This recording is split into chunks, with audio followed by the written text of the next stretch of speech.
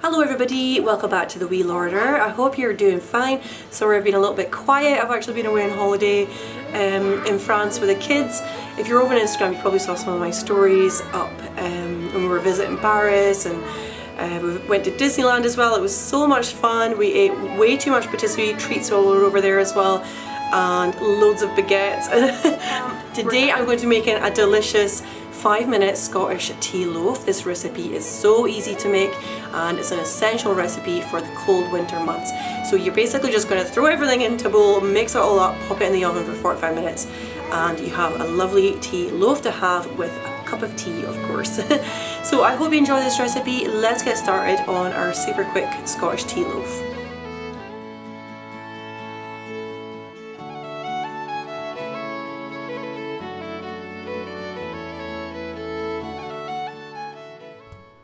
So we're going to start by adding all of our flour into our sieve there.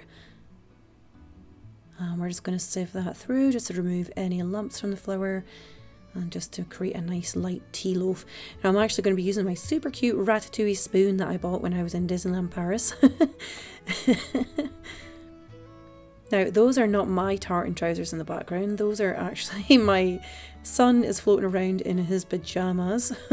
So those are his tartan trousers, not mine. Not that I have anything wrong with wearing tartan trousers, of course. So we're going to sieve all of our flour into our bowl there and try not to make a mess like I have here. And we're then going to add in all of our dried fruit. I'm using raisins, but you could use other dried fruit, just whatever you have available in your cupboard. So just to use up little bits and little packets and things. And I'm also adding in our caster sugar here as well. We're then going to put in our mixed spice and we're going to add in a pinch of salt. We're now going to add in our milk, so we're basically just putting everything in the bowl together. I probably should have mixed those dry ingredients through actually before adding in the milk, so if you want to do that, go ahead and do that before you add in your milk. Just in case you're wondering, I do have like the cream on the top of my milk, so that's why there is a sort of creamy bit going in there. There's no cream in this recipe. So if you just add your egg in there as well, and then we're just going to give this a really good mix through. I am loving my new apron I have on here as well that I bought for the autumn months. I'm trying to build up my apron collection. So if you just mix that through until it is really well combined, and we're going to preheat our oven now as well to 160. So that's a fan oven I'm using. You might need to adjust according to the type of oven that you're using. I'm hoping to put a conversion chart up on my website soon, so I'll get a link to that in the description box when I get that on my website.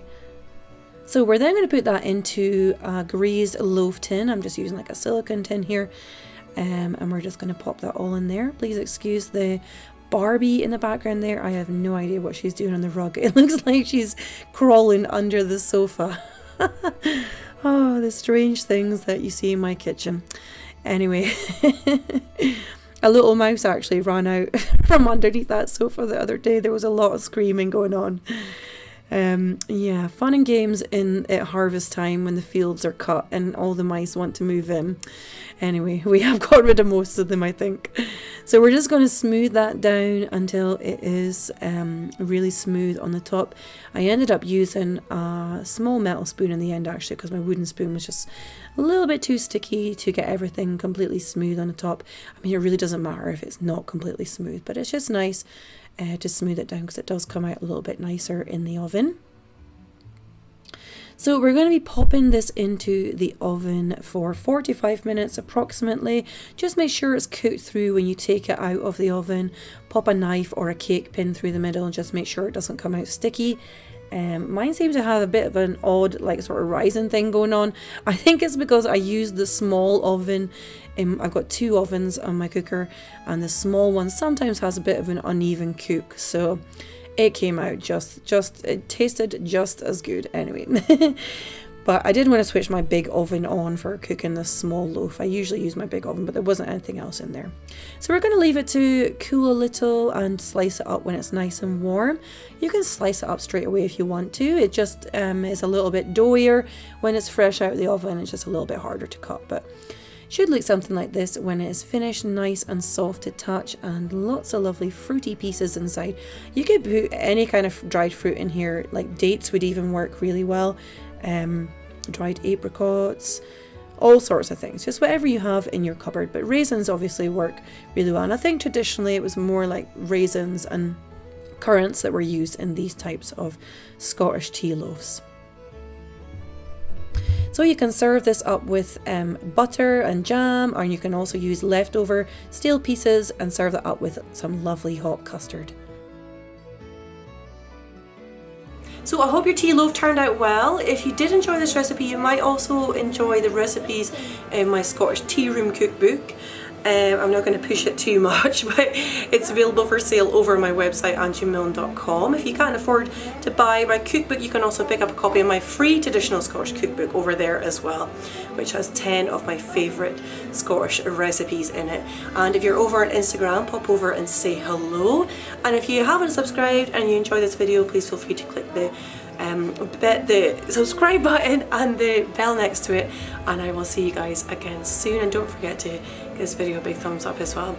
I have loads of lovely Christmas recipes coming up. I'm really starting to plan my Christmas recipes now, get them filmed and get them out for you guys, so I hope you're going to enjoy those. And I'm planning to take my camera out and about more with me as well, so I really look forward to sharing that with you too. So take care everyone, lots of love, bye bye.